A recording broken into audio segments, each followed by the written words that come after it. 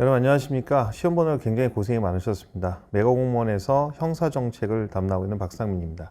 이 형사정책 올해 출제 경향하고 그죠, 어떤 앞으로 공부 방향, 이거는 제가 이제 매거공무원 이제 그 사이트에도 올라 있고요, 제 카페에도 올라가 있습니다. 그래서 박상민 범죄학 교정학 교실에 가시면 그쪽에 나와 있으니까 그걸로 참고하시면 될 것 같고요. 그래서 해설도 다 올려놨기 때문에 그 해설 부분도 그거를 참고하시면 돼요. 그래서 제가 이번에 해설 강의할 때는 지금 처음 듣는 학생들은 이게 의미가 없습니다. 왜냐하면 어차피 해설 들어도 모르니까. 그러니까 시험을 보셨던 분들이 어떤 건 포인트를 잡고 앞으로 혹시 내년에 다시 공부할 경우 어떤 방향으로 공부를 해야 되는지를 말씀을 드리고 싶은 거고요. 올해 시험 문제는 아주 어렵지는 않았습니다. 어렵지 않고 좀 약간 난해한 문제는 한 3-4문제 정도 됐고, 나머지는 기출 지문에서 대부분 출제가 됐습니다. 그래서 기출이라고 하는 것은 여태까지 9급 시험이 없었기 때문에 7급 기출 위주로 출제됐고요. 앞으로 제가 봤을 때는 제가 예상했던 대로 문제 유형은 나오긴 했는데, 내년에는 한 2-3문제 정도는 조금 더 난이도 있게 나올 듯 합니다. 그래서 첫 해고해서 중요한 내용의 문제들 위주로 구성했던 것 같습니다. 그리고 문제가 난이도가 조금 낮았던 문제들이 있어요. 특히 이제 범죄학 파트에 좀 낮았는데, 내년에 조금 범죄학 파트에서 좀 어렵게 나오고, 그 다음에 법령 파트에서 조금 더 난이도 있는 문제가 나오지 않을까 생각하기 때문에, 대비하는 거는 여러분들이 기본 이론 잘 듣고, 그 다음에 객관식 문제집, 그 다음에 기출 문제집, 그 다음에 뭐 별게 없겠죠. 모의고사, 법령, 이 순서대로 잘 정리하시고, 너무 단기간에 하려고 하지 마시고, 그래도 어느 정도 시간을 가지고 시간 투자를 하셔야지만이 고득점이 나온다라는 걸 말씀을 드리도록 하겠습니다. 바로 들어가도록 하겠습니다. 그래서 문제의 선지를 다 완벽하게 푸는 게 아니라, 어차피 이제 여러분들이 문제는 다운받아서 보면 되니까 출제 포인트를 잘 잡아서 알려드릴 거예요. 그리고 이 문제가 어려웠던 문제다, 쉬웠던 문제다, 이 부분 하고 가도록 하겠습니다. 자, 갑니다. 1번. 암수범죄에 대한 설명 옳지 않은 것은 이라고 되어 있는데, 이건 시험의 기출문제로 이미 출제됐던 지문입니다. 그래서 일단은 1번 지문에 보면 이제 피해자의 개인적 사정이나 신고에 따른 불편, 불이익뿐만 아니라 수사기관의 자유재량도 암수범죄의 원인이 된다라고 하는데, 그래서 앞에 있던 것이 뭐 주로 이제 절대적 암수범죄, 신고를 안 하는 것들을 말하는 거고, 뒷부분이 뭐예요? 우리가 상대적 암수범죄라고 해서 우리가 이제 차별적 처분에 의해서 우리가 여성범죄라든지 화이트칼라 범죄를 논의할 때 얘기하는 겁니다. 그 다음에 이제 암수 방법 중 자기보고식 조사, 중범죄보다는 경미한 범죄, 이걸 이제 자기가 스스로 범죄를 보고하는 거니까, 무거운 범죄는 공소시효가 있으니까 이 부분을 갖다가 이야기를 하는 거죠. 수업 시간에 얘기했던 거고, 암수조사의 방법 중 피해자 조사는 직접적 관찰이 아니라 뭐야? 간접적인 거죠. 그래서 피해자 조사라든지 자기보고 조사라든지 정보 제공자 조사, 이 3가지는 뭐예요? 다 간접적인 거라고 그랬죠. 그래서 이거는 이제 시험에서 모의고사에서 자주 냈던 내용이니까 뭐 크게 문제가 되지 않습니다. 그래서 4번째는 암수범죄는 피해자 가해자의 구별이 어려운 범죄에 비교적 많이 존재한다. 그래서 절대적 암수범죄에서 우리가 이제 피해자 없는 범죄라고 하죠. 피해자가 본인 자신이거나 약물범죄처럼, 또는 피해자가 뭡니까? 본인과 매춘 같은 것 같이 연관되어 있는 경우, 도박 같은 경우, 이런 것들이 주로 절대적 암수범죄와 관련이 있죠. 자, 이렇게 이제 해설을 해드리면 사실 큰 의미가 없는 건데, 이제 그래서 문제의 답을 찾는 방법인데, 제가 수업 시간에 직접적과 간접적에 대한 문제가 중요하다라고 강조를 했어요. 그래서 둘 중에 하나는 외워놓으셔야 됩니다. 그래서 그렇게 하고, 간접적이라는 건 결국은 설문조사라는 것만 기억하시면 됩니다. 그 다음에 2번 문제인데요. 2번 문제, 보관찰 등에 관한 법률상 기간에 관한 문제. 그래서 기간에 관한 문제는 한 문제 꼭 출제된다고 말씀을 드렸어요. 주로 출제가 되는데, 거기 보시면은 3번 지문에 보시면 이런 내용이 나와요. 나머지 문제가 없는데, 소년 가석방자의 경우에 6개월 이상 2년 이하의 범위에서 가석방 심사위원 정한 기간에 보관찰 기간이 된다가 아니라, 소년 가석방자는요 일반적으로 뭡니까? 가석방 전에 받은 집행기간만큼만 하면 되거든요. 그러니까 결국은 같다라는 거예요. 그래서 여기 있는 게 지금 3번하고 4번이 내용 비슷하죠.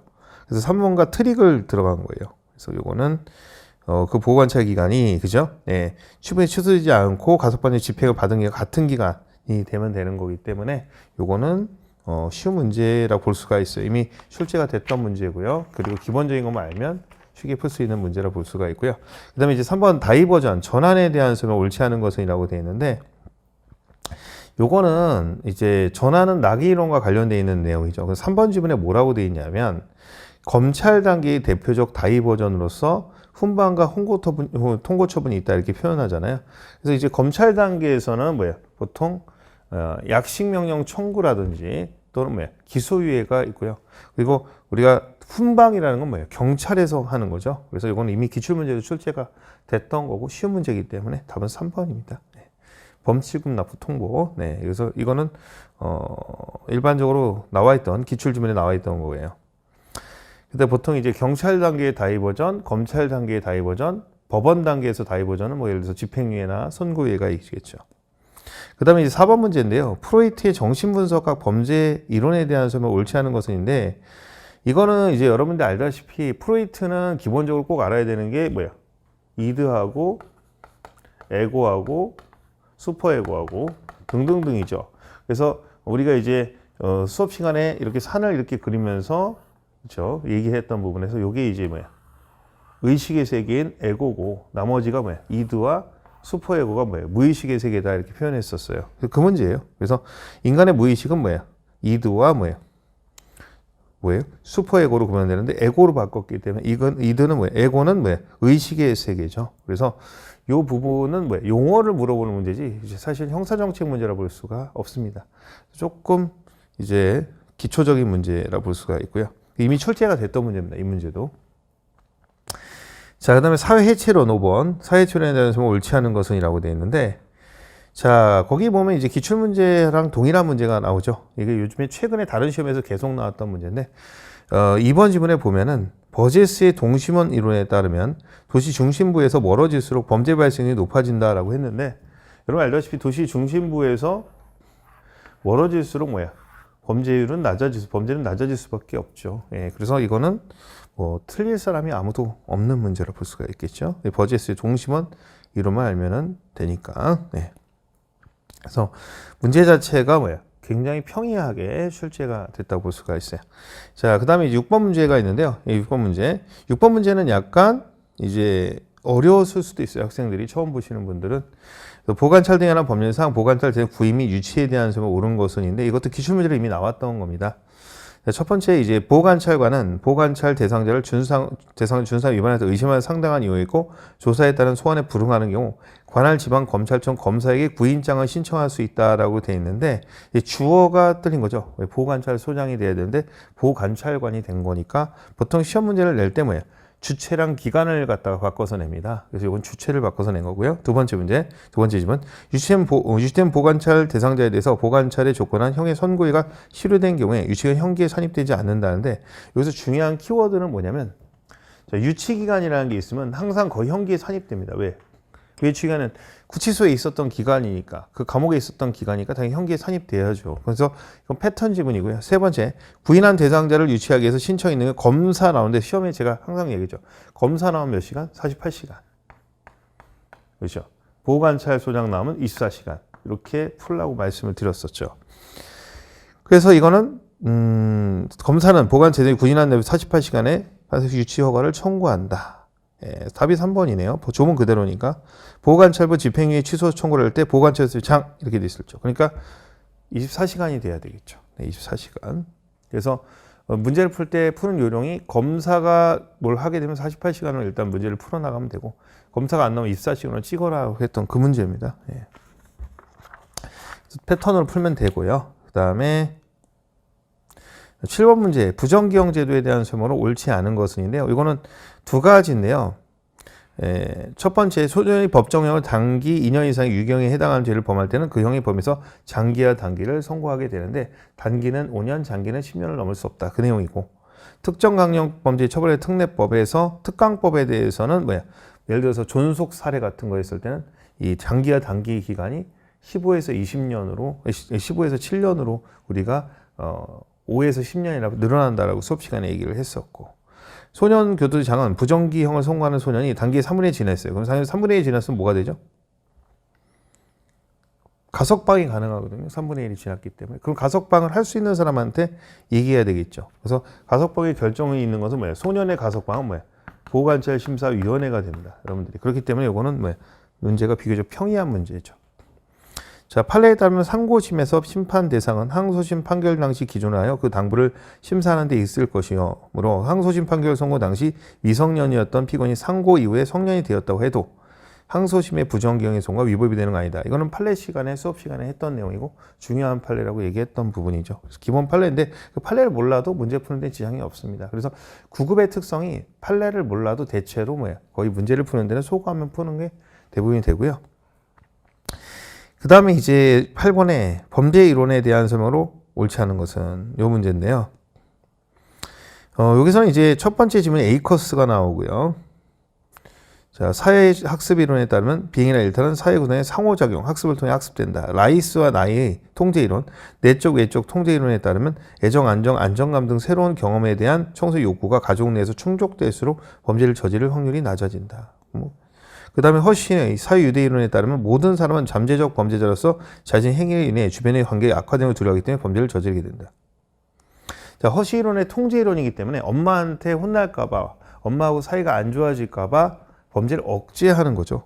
범죄를 저지르는 게 아니라 엄마한테 엄마와 사이가 멀어질까봐 그 애착이나 이런 게 멀어질까봐 범죄를 하지 않는다는 거죠. 그리고 중요한 건요, 통제 이론은 왜 범죄를 하는가가 아니라 범죄를 하지 않는가에 대한 내용에 대한 문제라고 분명히 말씀을 드렸죠. 이거 출제되는 부분이라고 했는데 출제가 됐는데 너무 쉽게 나와서 여러분들이 그럴 수 있죠. 거기까지. 그 다음에 뭐 중화기술 나오고. 그래서 앞으로는 조금 제가 봤을 때 올해 문제는 85에서 90 정도면은 그냥 기본 점수인데요.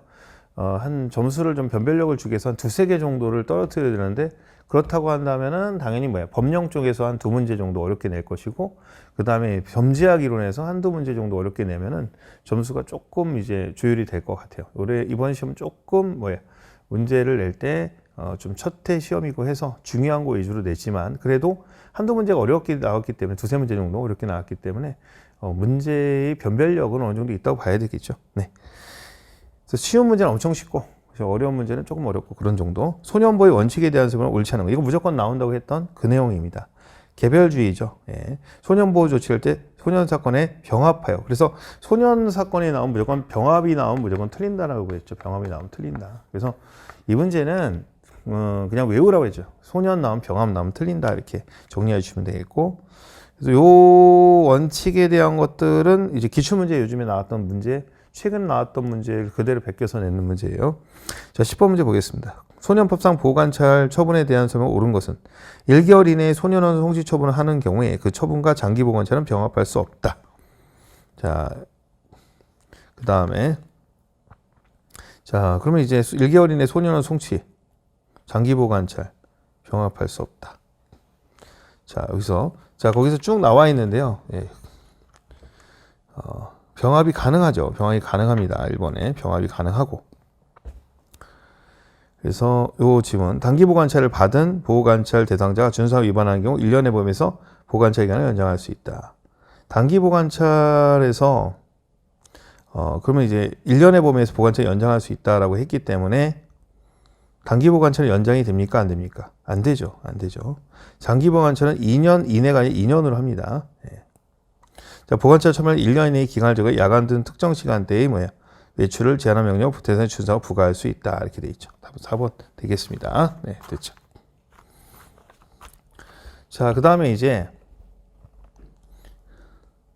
베카리아의 주장으로 옳지 않은 것은 이라고 되어 있어요. 거기서 자, 형벌의 목적은 범죄를 억제하는 것이다. 범죄를 억제하는 효과를 높이기 위해서는 처벌의 신속성뿐만 아니라 처벌의 확실성도 필요하다. 형벌이 그 목적을 달성하기 위해서는 형벌로 인한 고통이 범죄로 얻은 이익을 약간 넘어서는 정도가 되야 된다. 인도주의적 실천을 위해서 사형제도는 폐지돼야 되고 사면제도가 활용되어야 한다. 이렇게 되어 있습니다. 사면제 활용되어 사면을 반대했죠. 유행수가 생기기 때문에 사면을 반대했습니다. 네, 이렇게 해서 하고요.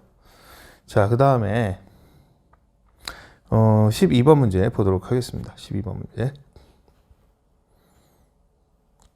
소년법상 보호처분의 취소에 대한 설명 옳지 않은 것은 이라고 되어 있어요. 자, 거기서 보호처분이 계속 중일 때 당의 보호처분에 대한 본인에 대해서 새로운 보호 처분이 있었을 때는 그 처분을 한 소년무 판사는 이전에 보호 처분한 소년을 조회하여 이전의 보호 처분을 취소해야 한다 이렇게 돼 있죠. 취소해야 한다. 이전에 보호 처분을 취소해야 한다. 그래서 지금 어떻게 된 거죠? 옳지 않은 것은 취소해야 한다죠. 예, 그러면 재소에서 이전이 아니라 뭐예요? 둘 중에 하나만 하면 되는 거죠. 둘 중에 하나만 하면 되는 거기 때문에 답은 1번이 되겠습니다. 네. 나머지는 뭐 특별하게 없고요. 그 다음에 13번. 보호관찰 사회봉사 수강에 대한 수는 옳지 않은 것이라고 되어 있는데 해설지는 여러분들 해설을 보시면 되니까 크게 내용들에서 큰 문제가 있는 건 없어요. 그래서 요거는 아까 학생들이 질문할 수 있는 부분들은 다 해설을 해놨기 때문에 그래서 정리하시면 될 것 같고요. 네. 자, 그 다음에 아까 10번의 문제는 4번입니다. 답이 오해하시면 안 돼요. 그 다음에 13번 문제 보겠습니다. 보호관찰 사회봉사 수강에 대한 설명 옳지 않은 것은 보호관찰 등에 대한 법률상 보호관찰은 법원의 판결이나 결정이 확정된 또는 가석방 또는 임시 퇴원됐을 때 시작된다. 자, 나갈 때 한다는 거야. 나갈 때. 사회봉사 명령의 대상자가 사회봉사 명령 집행 중 금고 이상의 형의 집행을 받게 된 때에는 해당 형의 집행이 종료 면제되거나 사회봉사 대상자가 가석방된 경우 자녀 사회봉사 명령을 집행한다. 판례에 따르면 형의 집행을 유예하는 경우에 명해지는 보호관찰은 장래 위험성으로부터 행위자를 보호하고 사회를 방해하기 위한 조치다. 저 판례의 내용이고요.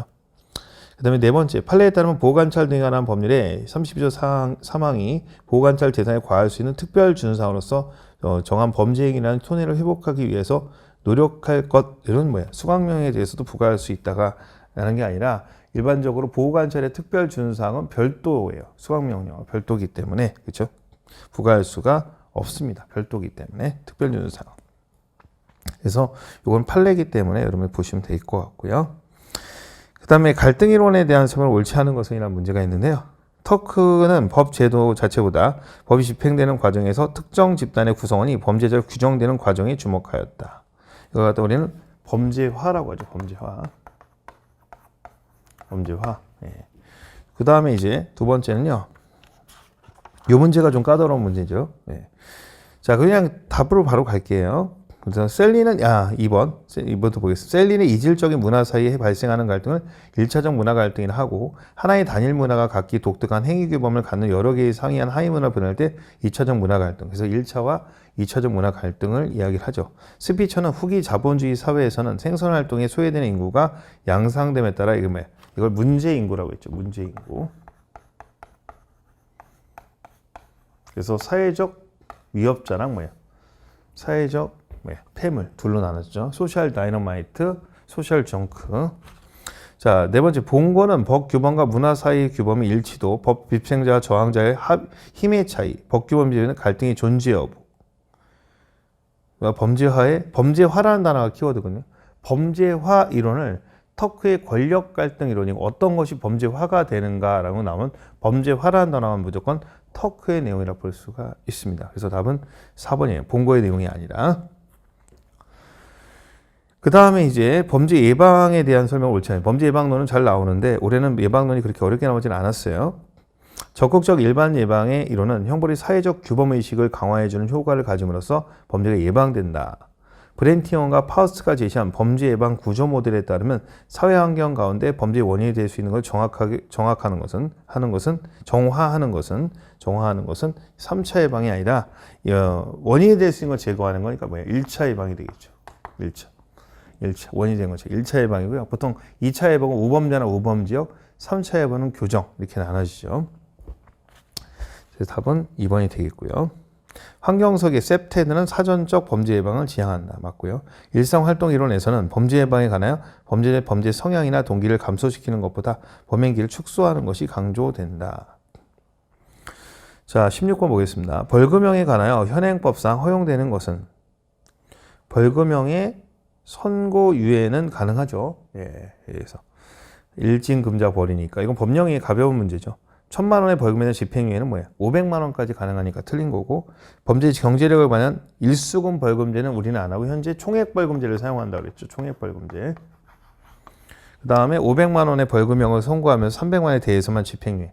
이게 이제 징역과 벌금이 나왔을 때 징역은 집행유예하고 벌금을 갖다가 우리가 선고를 하게 되는 것은 집행하게 되는 건 가능한데 나눠서 할 수는 없다. 그래서 그걸 갖다 액수를 나눌 수는 없어요. 그래서 답은 1번이 되겠고. 그 다음에 이제 17번 문제인데요. 성범죄자의 신상 등록 고지. 요거는 뭐 좀 기억해 놓으라고 했었죠. 그래서 거기 3번 지문에 보면 신상정보의 등록은 뭐야? 법무부 장관이 하고요. 신상정보의 공개 고지는 뭐야? 여가부에서 집행하게 돼 있어요. 여가부. 알겠죠? 여가부. 그래서 요거는 아마 많이 들으셨을 겁니다. 그래서 답은 3번이고. 18번 문제 보겠습니다. 성폭력 범죄의 성의 약물 치료에 대한 법률상 치료 명령의 집행에 대한 소명을 옳지 않은 것은 치료 명령은 범죄 예방 정책국장의 지휘를 받아 보호관찰관이 집행한다. 이거 패턴 지문이죠. 항상 강제 처분은 뭐예요? 검사의 지휘를 받죠. 근데 지금 검사가 나오고 보호관찰관이 와야 되는데 뭐가 틀렸죠? 예. 성폭력 약물에서 범죄 예방 정책국장은 들어본 적이 없죠. 예. 그래서 답이 1번입니다. 나머지 뭐 볼 것도 없고요. 나머지는 다 기출지문에서 나왔던 거고. 자, 19번 문제 보겠습니다. 전자장치 부착 등에 관한 법률상 특정 범죄에 관한 형 집행 종료의 전자장치 부착에 대한 소명으로 옳지 않은 것은. 이것도 이제 뭐 기출지문의 대부분인데요. 1번 지문 볼게요. 검사는 19세 미만의 사람에 대해서 성폭력 범죄를 저지르는 때는 성폭력 다시 범할 위험성이 있다고 인정되는 사람에 대해서 부착하도록 명령을 법원에 청구할 수 있다. 청구할 수 있죠. 그 다음에 19세 미만도 청구는 가능한데 집행은 19세부터 하는 거고요. 검사는 스토킹 범죄 2회 이상에서 유죄의 확정 판결을 제외한다. 이게 말이 안 되죠. 예, 유죄 확정 판결을 포함해야 되겠죠. 당연히. 답은 2번이고요. 그래서 가로가 나오게 되면 거의 답으로 되는 경우가 틀린 지문이 될 확률이 높아요. 예, 가로를 바꾸니까. 자, 세 번째, 검사는 미성년자 유괴범죄를 저지르는 사람으로서 미성년자 대상 유괴범은 다시 범할 위험성이 있다고 인정되는 사람에 대하여 전자장치 부착하라는 명령을 법원에 청구할 수가 있습니다. 다만 유괴범죄 증인 실형 이상의 형을 선고받아 종료되는 면제 등을 저지른 경우, 유괴를 2번 했을 경우에는 반드시 청구해야 되죠. 검사는 강도범죄로 전자장치 부착 등의 법률에 따른 전자장치를 부착하였던 전력이 있는 사람이 다시 강도범죄를 저지른 때에 강도범죄를 다시 범할 위험성이 있다고 인정되는 경우에는 전자장치 부착하도록 명령을 법원에 청구할 수 있다. 청구할 수 있죠. 강도는. 네. 그 다음에 스토킹 범죄, 스토킹 시험에 출제된다고 했는데 옳지 않은 것은이라고 되는데 여기 문제가 좀 까다롭다고 생각하시는 분도 있을 수 있어요. 근데 이제 요거는 문제가요. 이제 1번, 2번, 3번 지문은 뭐 그냥 보고 4번 지문에 보시면요. 답을 쉽게 풀 수 있는 방법이 있어요. 내용은 몰라도 사법경찰관이 스토킹 범죄 원활 조사 심리를 위해서 필요하다고 인정하는 경우에 뭐뭐로 구치소에 유치 조치를 할 수 있다는데 유치를 하려면 이거는 뭐예요? 한 달 이상 감옥에 가둬야 되는 거거든요. 직권으로 할 수는 없죠. 그러면 불법 감금이 되니까. 그래서 상식적으로 키워드가 뭐예요? 직권이라는 단어고 사법경찰관이 되니까 이건 말이 안 되는 겁니다. 그렇죠? 그래서 이건 문법상으로 문제를 풀어도 쉽게 풀 수 있다는 거예요. 요령으로. 물론 법조문을 읽어보시면 여러분들이 다 나와 있으니까 정리하면 되겠고요. 그래서 전체적인 문제는 다 봤는데 여러분들이 봐야 될 내용들 중에서 출제했을 때 꼭 맞춰야 되는 문제는 한 85점 정도의 내용은 반드시 여러분이 익히셔야 돼요. 근데 앞으로 문제가 더 난이도 있게 나올 수도 있어요. 나올 수도 있기 때문에 여러분들이 이제 그렇다고 해도 그러니까 그 얘기는 무슨 얘기냐면 더 열심히 공부하고 뭐 깊이 공부하는 얘기가 아니라 커리를 충분히 타서 가신다면은 큰 어려움 없이 가실 수 있을 것 같습니다. 자, 이렇게 해서 마치도록 하고요. 그 다음에 앞으로 공부하는 대비는 아마 5월부터 개강을 할 거고 여러분들이 잘 할 수 있도록 제가 돕도록 하겠습니다. 그리고 올해는 그 보호직이 많이 뽑지 않아서 여러분들이 하는데 추후 보호직은 조금 증원될 예정인 것 같아요. 제가 봤을 때는. 그래서 이렇게 적게 뽑는 경우는 극히 드문 경우니까 여러분들이 혹시 실력이 됐던 학생들도 안타깝게도 너무 모집이 적다 보니까 떨어진 학생들이 이번에 너무 많더라고요. 그래서 실망하지 말고 희망을 가지고 한번 도전해 보시는 게 좋을 것 같습니다. 이게 뭐 빈말을 하는 건 아니고요. 여러분들 보통 이제 인원수를 적게 뽑게 되면 그 이듬해는 좀 이런 직렬 같은 경우에는 좀 인원 늘려서 뽑다 보니까 퐁당퐁당이 많거든요. 그래서 여러분들이 그래서 제가 다른 직렬에서도 보통 시험에서 교정직 같은 경우에도 한 해 여자 교정 많이 뽑았다 그 이듬해 적게 뽑고 또 많이 뽑고 하다 보니까 그 해 운이 많이 갈리는 경우가 많습니다. 그러니까 꾸준히 공부하면 기회가 열리니까 여러분들이 실망하지 마시고 최선을 다해서 하시고 하도록 하겠습니다. 네, 감사합니다.